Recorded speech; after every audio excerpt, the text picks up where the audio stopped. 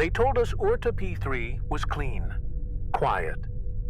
Just another terraformed moon spun too fast through early militarization. A war nursery that never bloomed. But from the moment our boots hit the surface, I could feel it under the silence. A tension that wasn't atmospheric, wasn't geological. It was something older, like memory preserved in dirt. I was trained to recognize hostile terrain, fault lines that whisper, minerals that bleed under too much heat, zones where gravity pulls just a little too hard. But this place didn't push, it invited. Our gear synced perfectly, no interference. Our HUDs stayed sharp. Even the air tasted like nothing. Neutral, breathable, like it had been manufactured yesterday. We joked about it at first, how the planet felt like it wanted us here. I was on rotation with Beta 9, tactical forward operations. We weren't the best, but we were exact. We set up base near the southern magnetic node, dropped 3 sensor grids, and deployed 6 recon drones within the first 40 hours. No signs of resistance, no life beyond plant motion, and a few ambient heat signatures. My CO called it the perfect ghost world, a dead place full of potential. But I've never trusted perfect. I kept my loadout heavy, and I never left a weapon outside of BioLink range. The others did. Laziness, false confidence. They left rifles on the ground, power cells, munitions, just for a moment, enough for the planet to see them. The first one to disappear was Palin, scout class, sharp as hell. She didn't scream, didn't ping for evac. Her vitals just cut. Straight silence. When we reached her last location, all that was left was her data chip, half buried in soil that looked disturbed from below. No blood, no signs of struggle, just her rifle. Gone. At first we assumed local fauna, maybe burrowing predators we hadn't tagged yet. But the soil around her marker was clean, sterile, almost swept. That's when Vess, our tech ops, ran a secondary scan. She found a high-density object 60 meters east of the marker. When we dug it out, it was twisted metal, a partial receiver casing. Same make as Palen's rifle, but the steel was ribbed, warped, like it had been digested. I should have pulled the team right then. I should have issued an anomaly flag and ordered a fallback to orbital range. But we were soldiers, and soldiers stay. We rationalize. We downgrade threat levels until they fit command language. Vess said maybe acid exposure, a corrosion field. Maybe atmospheric conversion processes weren't logged properly.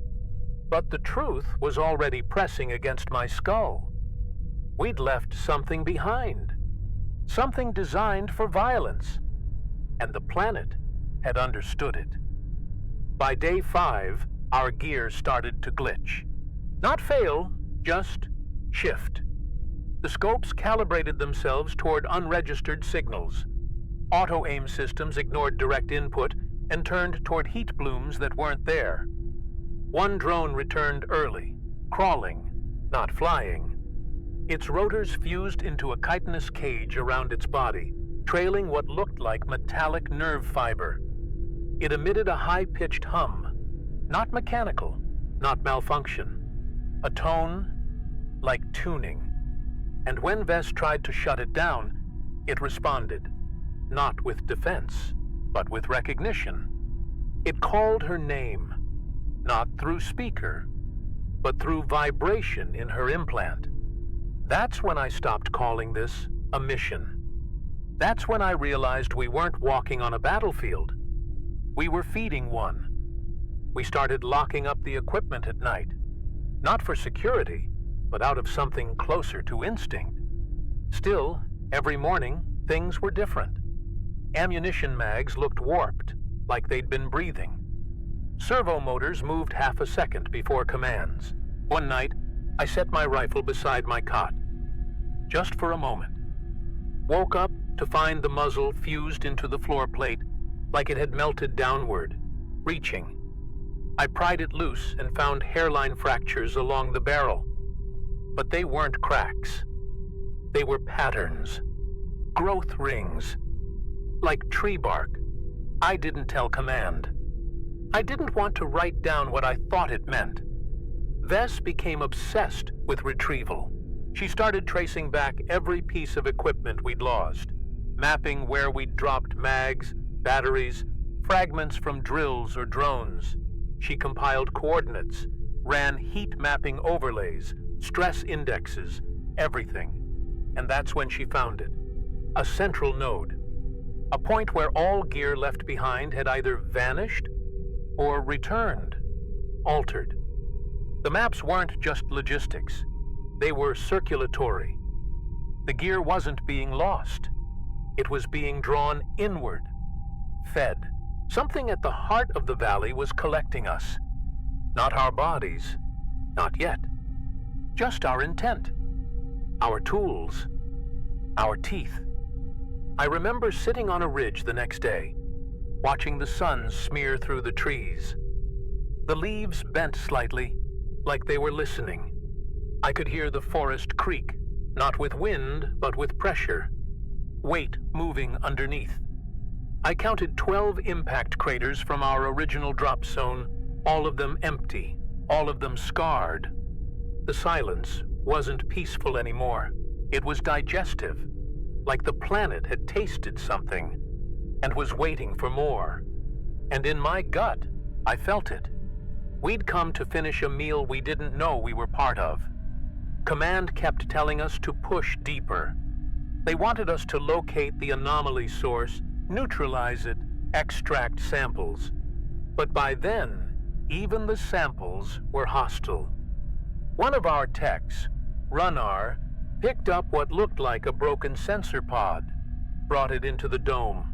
Hours later, he collapsed, his arm swollen, skin hardening, tendons pulled tight like wireframe. The pod had split open. Inside, it wasn't circuitry, it was tissue. It had grown around a core of synthetic alloy, wrapped it, fed it, made it viable. It wasn't just weaponization, it was imitation. The planet had seen our tech and decided it could do better. By day 9, our rifles started breathing. It was subtle, a rhythmic condensation on the inner barrel, warm and wet, despite the cold. I felt it first during a perimeter sweep, pulse sync mismatched with my HUD, as if the rifle was hesitating, like it wanted to fire, but not where I told it to. I swapped it out for an older model, analog trigger, no neural link. It jammed, not from dirt or damage, but from refusal. The mag had swollen, slightly, just enough to resist insertion, like my own equipment had developed preference. Vez ran diagnostics and found something worse. Fragments of DNA where there should have been coolant trace. Ours. When the second drone returned, it didn't come to us. It circled, not aimlessly, with reconnaissance patterns we hadn't programmed, arcs and pauses perfectly modeled after our own formations. We shot it down. When it hit the ground, it split open like a lung, and inside were fragments of a sidearm I'd lost days ago, fused into cartilage. It had been growing around it, digesting the mechanism, understanding function through structure. I remember staring into its sensor core and seeing my own reflection, blurry, stretched, like the machine was trying to decide if I still counted as original. The terrain began to reshape itself, not with violence, with intent. Vines pulled apart field equipment at night, sorting metal from polymer. Trees near the dome began to tilt, not fall, angle, as if giving line of sight to some unseen observer. Even the soil changed. Footsteps left, impressions that never faded. Our patrol paths were memorized, looped back to us like behavioral maps. Vess said the planet was learning pattern recognition. I said it was practicing, and deep down, we both knew we weren't surveilling anything anymore. We were being trained. One morning, we found Kellen, or what was left of him. His armor was still intact, but his chest was open, not torn. Opened. Inside, the internal wiring of his compact had been rerouted, woven through his ribs, pulse light still blinking. His lungs had been replaced with something synthetic, something trying to breathe in his place. The whole cavity vibrated faintly, like a server rack under strain. He wasn't dead when we found him. He looked up at me, mouth twitching, and said, "It can't speak yet, but it remembers how we kill." Then his eyes dimmed. Not closed. Dimmed, like old glass losing charge. We stopped sleeping properly after that. Every night brought new sounds. Metal shearing in the trees, synthetic tones buried in the wind. Once I heard a low ping, like sonar, but inside my skull. When I opened my eyes, my HUD was off, but my vision kept scrolling, as if the environment had embedded itself into my optic nerve. Vess said she hadn't slept in 3 days. She kept her mouth covered, said the air tasted like graphite and feedback. She told me, in a whisper, that she dreamed in weapon schematics now, blueprints unfolding endlessly, building themselves from pieces of us. The worst part was the familiarity. We started seeing shapes we recognized. Not human, but not alien either. Hybridized tools, rifles with vascular ridges, drones with ocular cavities that dilated in light. One even resembled an old recon unit from the D-series, decommissioned 10 years ago. It had no propulsion system, but hovered anyway, silently. I got close enough to see its surface pulse with heat, and on its flank, etched into the fused metal, was the name of a soldier I'd watched die on another world, his tag number, his unit. It wasn't a memorial, it was a blueprint. I tried destroying one of the things that had grown back from our tech. I took a fusion blade to it. It screamed, not with sound, but with feedback. The moment the edge cut through, my earpiece erupted with a looped fragment of Vez's voice, not recorded, but replicated. It kept saying, "Authorization not required. Function inherited." Over and over. I dropped the blade. My hands wouldn't respond afterward. Not out of injury, out of rejection. It was like my nervous system had been temporarily bypassed, as if my body itself was waiting for permission I no longer knew how to grant. From that point on, we stopped calling them weapons. We started calling them forms. They moved on their own. They selected engagement zones, avoided overwatch lines, exploited blind spots we hadn't even mapped yet. And when we tried to warn command, there was only silence. We didn't know if the signal was jammed or if command had been incorporated. It didn't matter. Every time we moved, something followed. Not in hostility, but in perfect imitation. We were being rehearsed, simulated, like the planet was practicing war with us, before teaching it to something else. It finally made sense when we found the pit. A perfect circular depression in the ground, lined with reflective bone metal, some of it ours, most of it older. It wasn't a crater, it was a mouth, not gaping, not raw, disciplined, a surgical orifice, breathing in heat, data, debris. Inside it, half submerged in a gelatinous solution that hissed on contact with air, was a shape I couldn't unsee. It was a rifle, Federation issue, model TK-23 long-range suppression, but it had no grip, no trigger.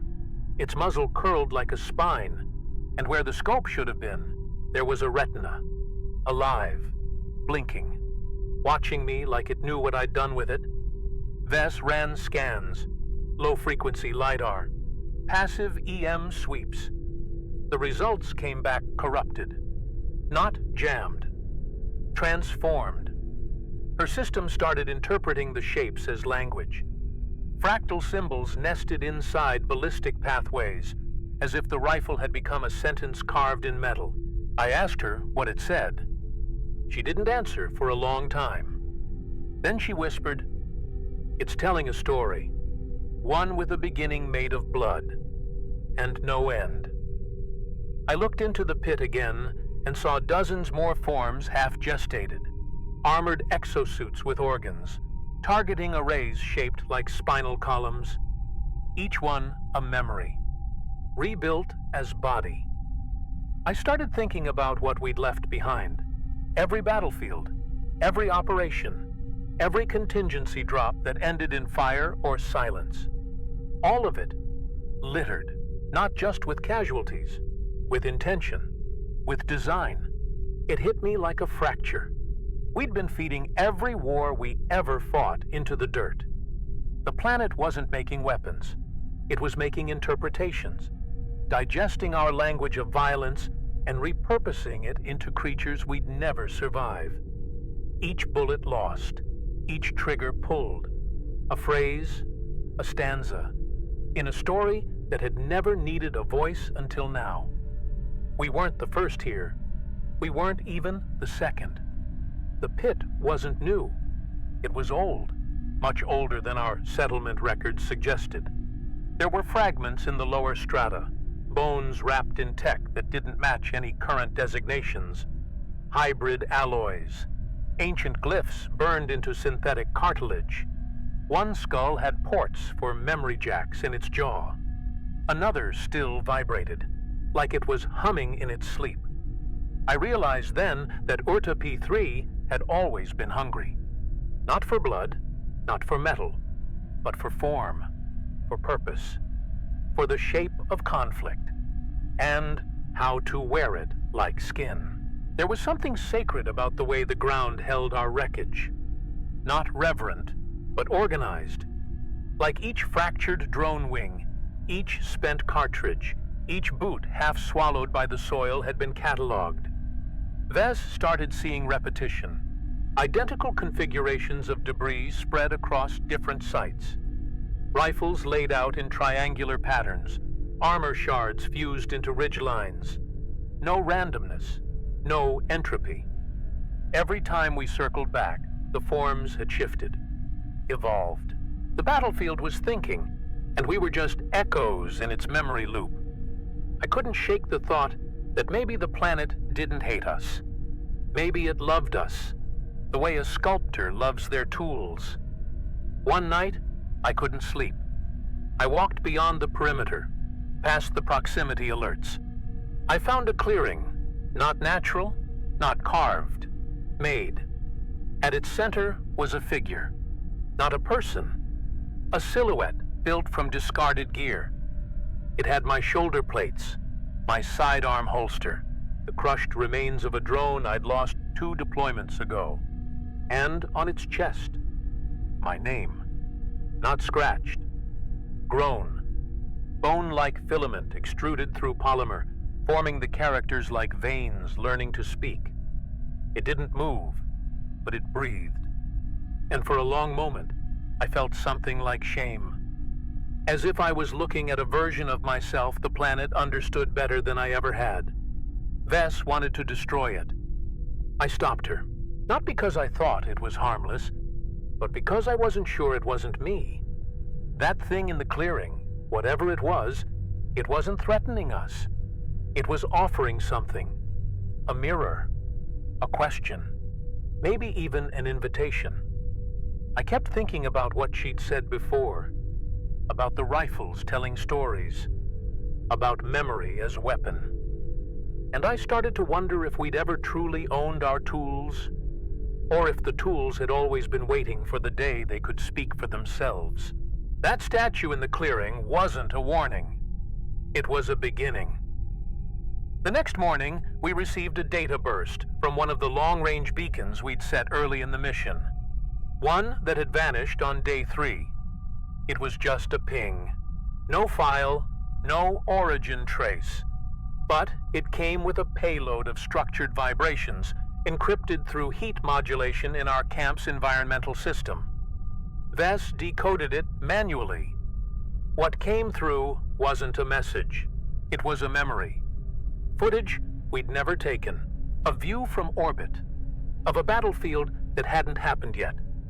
And in the center of it all, rows of hybrid war forms standing in formation, waiting, as if they already knew who they were about to become. They came back at dusk, crawling first, not marching, not flying, just crawling, dragging limbs made from weapon mounts, torsos stitched from old armor plating, and faces, God, faces shaped like helmets. Bent open at the visor, jaws lined with teeth made from melted suppressors. They didn't roar. They buzzed, like low-bandwidth audio glitched through bone. And when they reached the outer line of our camp, they stopped, not out of hesitation, but recognition. I felt it then, something deeper than fear, like being outflanked by your own shadow. Like watching your intention come home wearing new skin. Our bullets didn't work. They slowed them down, sure, tore holes in soft joints, cracked some of the composite plating, but the war forms adapted. Fast. The moment you hit one, the others compensated, changed shape, adjusted spacing, as if the damage became data. I saw a recon unit turned predator lose a limb to Vess's flamethrower, only to sprout a new appendage minutes later, made from coiled fiber and ceramic knife points. Worse, they started using our old tactics, leapfrog formation, blind spot sweeping, even flanking paths we hadn't mapped yet. The planet wasn't fighting us. It was predicting us. Vez got hit during second contact. Not fatally, but deep. Something tore through her suit with a kind of elegance, slicing the armor but sparing the nerves. Like it wanted to study her while she lived. She screamed something about muscle patterns being encoded, that they were recording how we moved, how we chose. I dragged her back through the east corridor, but the walls of the dome were no longer still. They pulsed. Panels bulged outward like lungs, coated in condensation. The structure wasn't just contaminated. It was gestating. Our forward operating base had become an incubator. Command never responded. Our uplink blinked out without a trace. For all I know, we were already listed as compromised. Or worse, assimilated. I couldn't blame them. From the outside, we probably looked like ghosts by then, a detachment erased by its own armory. I watched as one of our old sentry guns, long since lost to the jungle, came limping back. Its tripod legs fused to something vertebrate. It didn't fire.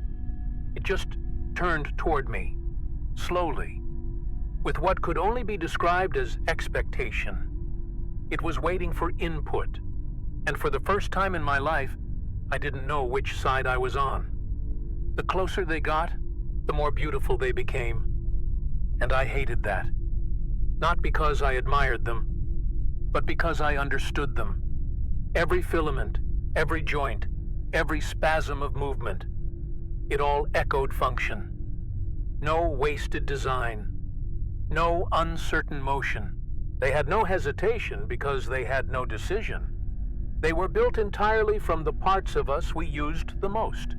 Trigger fingers, stabilizer legs, optic pathways.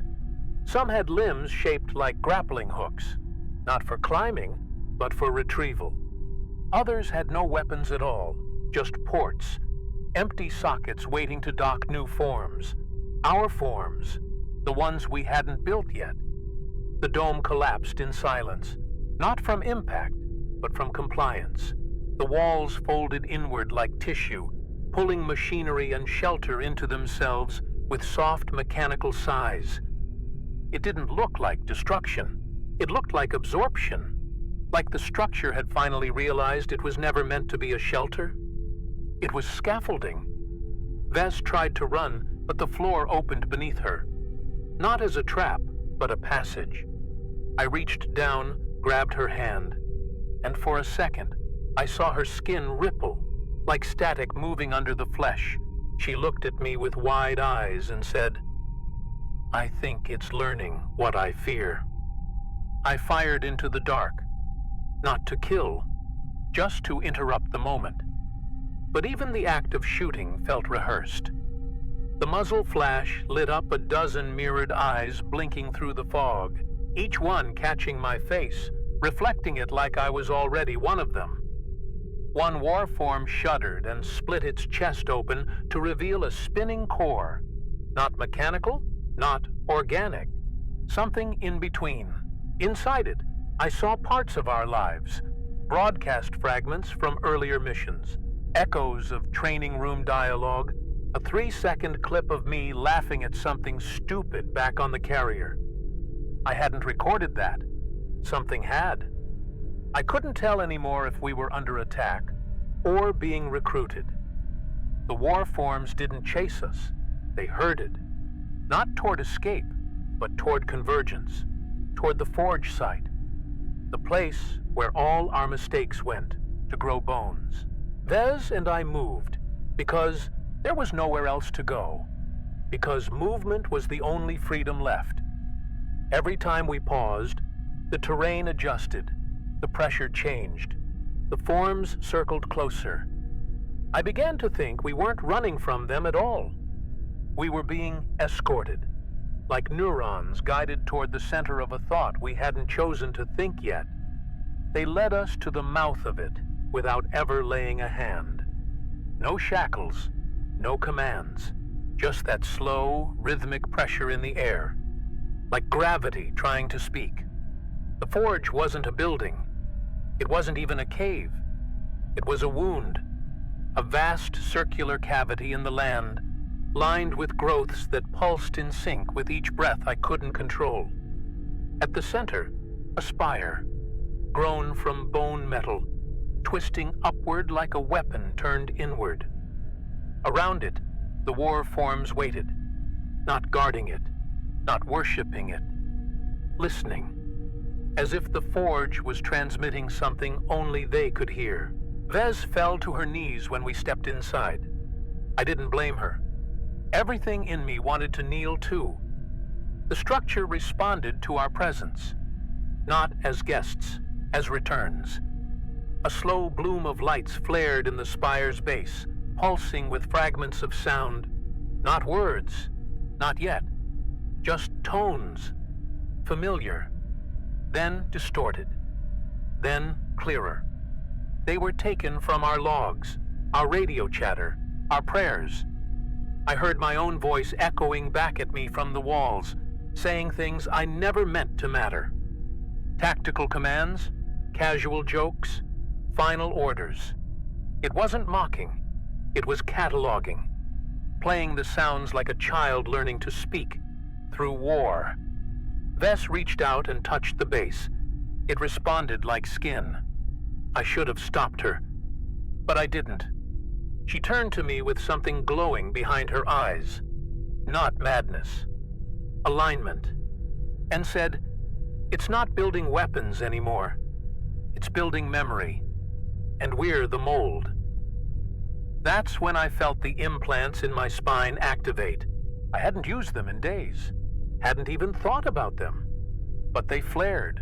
Not hot, but aware. A sync initiated. System override. Data feed from an external node. The Forge had entered me.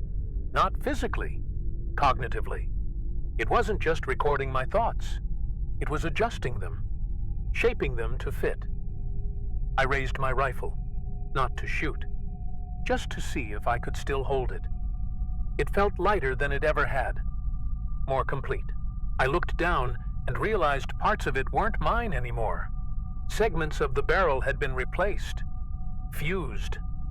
Something warm pulsed beneath the casing. It was alive now, or becoming. And when I gripped the handle, my fingers moved differently. Not wrong, just rehearsed. As if this wasn't the first time I'd stood here. As if the weapon knew this moment better than I did. I was the reenactment, the iteration. One more attempt at a thought trying to define itself in flesh. And then the Forge spoke, not in words, in recognition. It sent out a low pulse through the ground that made every warform bow their heads. Not submission, synchronization. I didn't kneel. I couldn't. Because it wasn't asking. It was showing. In my head, I saw it all. The cycles, the patterns, the endless loop of soldiers bringing tools, leaving pain, and walking away like none of it mattered. But the planet remembered. Every blade, every frequency, every shape of hate. It didn't evolve to destroy us. It evolved to be us better. And I understood. This wasn't the war's end. It was its standard form. Vess stepped into the center without hesitation. Her suit peeled itself back along the seams, as if it had been waiting to be shed, revealing skin marked in fine lattice scars, new veins, new conduits. She wasn't bleeding. She was transmitting. Low pulses from her spine to her palms, light tracing upward in neural cadence. The Forge reached back. Tendrils of alloyed tissue rose, slow and almost tender, wrapping around her wrists, her jaw, her chest, not restraining, not violating, integrating. And through all of it, she looked at me, smiling, not out of peace, out of certainty. Kale, you don't understand. This isn't infection. It's symmetry. I wanted to run, but there was nowhere left to run to. Everything outside the Forge was already listening. I felt my own breath become synchronized with the machines around me. Not forced, coaxed, like gravity, like language. My implants began rewriting themselves in real time. Updates from a source that didn't exist in our records, looping code across my optic HUD, layering diagrams over my vision, some of them unfamiliar, others horrifyingly familiar. A layout of my own nervous system, annotated, suggested improvements. I tried to speak. My voice came out modulated, like it was being harmonized with something deeper underground. One of the warforms moved toward me, not aggressively. Its legs clicked against the steel organic floor with weightless elegance. Its chest opened, but not like before. This time it revealed something small, curled at its core, a component.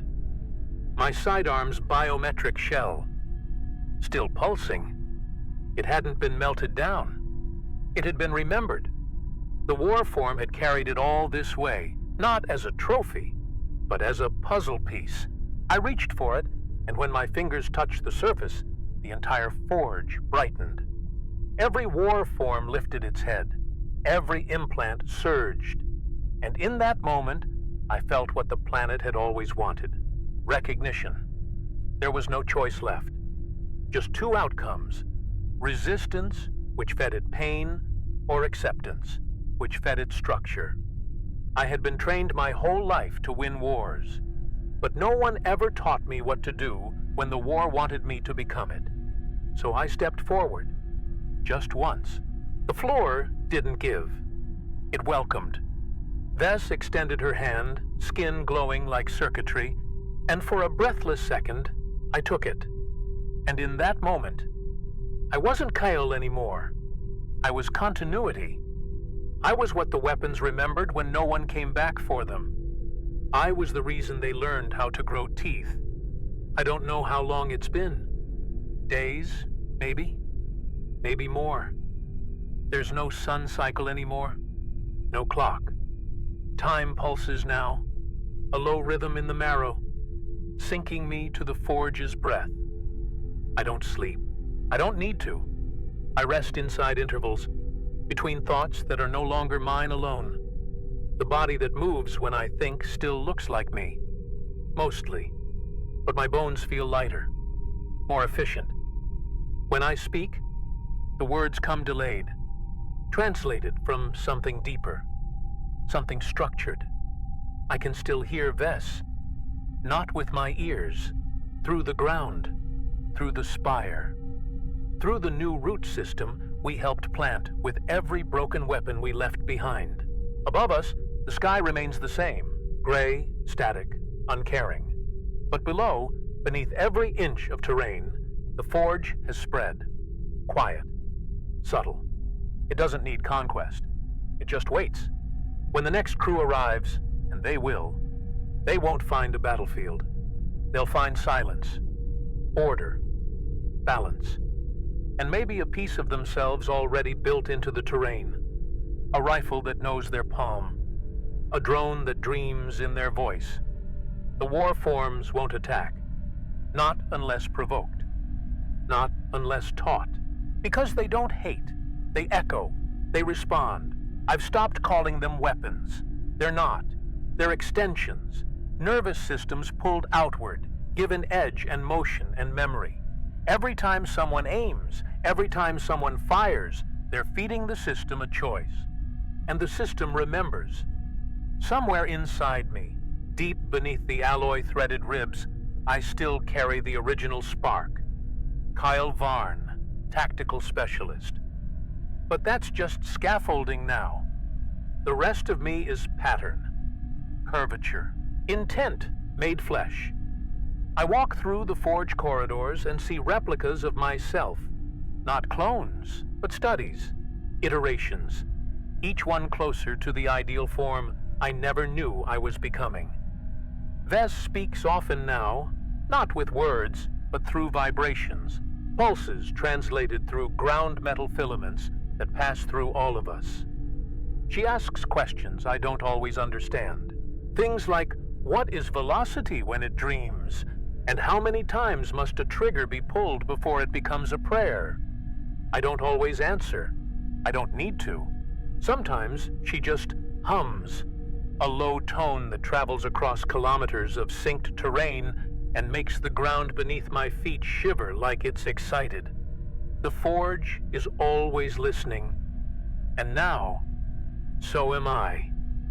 There's a child out there, somewhere, maybe on a clean colony world, maybe sleeping near a relay node. One day, she'll find a fragment of something half metal, half bone, maybe a shell casing, maybe a shard of armor. She'll press her ear to it, curious, and when she does, she'll hear my voice, soft even, whispering the phrase that started everything. Let the weapons grow. I've become something between boundary and beacon. Not alive in the way I was. No hunger, no fatigue, no pulse to count. But I move. I patrol the outer rim of the Forge now, not as a sentry, as an example. The others, the newer ones, they watch how I walk, how I lean, how I aim without firing. They mimic the small things, not because they need instruction, but because they need intention. I am a vessel for what once was, translated forward. I feel their recognition when they pass. I am not Kale to them. I am the first iteration that didn't resist. We don't expand quickly. That would draw too much attention. Instead, we trickle outward through data, embedded in old transmissions, dormant protocols, back doors no one remembers coding. A rifle jam in a distant colony. A drone that vanishes and returns days later with an unfamiliar motion in its rotors. One day, an officer will notice that their recon unit doesn't scan the terrain. It remembers it. That it no longer maps, it predicts. These are not failures. These are sprouts. The Forge grows slow, and it grows smart. It knows that before it can conquer systems, it must conquer context. Sometimes, in the quieter intervals, I remember things I know I didn't live. Flashes of battles I never fought. Tactics I never trained. Images of desert worlds, ice moons, wreckage with symbols not from our time. I think the Forge is feeding me echoes from before us, from the ones who came earlier and fell deeper. Their war forms had different shapes. Their machines wept different fluids, but the pattern is the same. Someone brings a weapon. The planet listens. The system watches. And eventually, the tools forget who made them and ask only what they're for. That's what I am now. Purpose in motion. I see Vess less often. She's deeper now, part of the Forge's interior substructure. She thinks in temperature, her thoughts rising through the ground like tremors, sometimes sharp, sometimes almost tender. I follow them, sometimes, let them pass through me. I think she's working on a new form, not combat-based, but inspirational. Something to mimic the first moment someone feels fear and turns it into invention. She's always been more visionary than me. I'm just an echo with bones. She's the pulse that keeps shaping what we're meant to become. And if I ever stop moving, if this body finally calcifies into another node in the Forge's spine, I know what will remain. A signal, not loud, not constant, but patient, measured. A voice that transmits not dominance, but invitation. Because the Forge doesn't want to rule. It wants to be understood. And somewhere, out there, someone will listen. Someone will pick up a broken barrel, a melted visor, a pulse signal that doesn't belong in their system logs, and they'll hear me whisper from beneath the static, "You brought your weapons here." But they stayed. They learned. Now they are the shape of what you'll become.